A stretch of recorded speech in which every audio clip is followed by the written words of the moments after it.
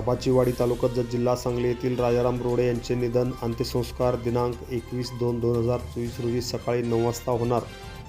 आबाचीवाडी तालुका जत जिल्हा सांगली येथील राजाराम रोडे यांचे दुःखद निधन झाले.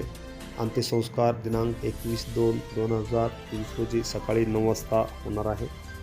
महाराष्ट्र राज्य मागासवर्गीय शिक्षक संघटनेचे जत तालुका अध्यक्ष व जिल्हा परिषद प्राथमिक शाळा राजूबाचीवाडी तालुका जत येथे कार्यरत असणारे देशमुख राजाराम रोडे यांचे ते वडील होत.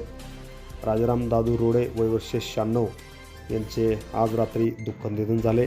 त्यांच्यावरती अंत्यसंस्कार ठीक उद्या सकाळी दिनांक 21/2/2024 रोजी सकाळी 9 वाजता आबाचीवाडी येथे होणार आहे.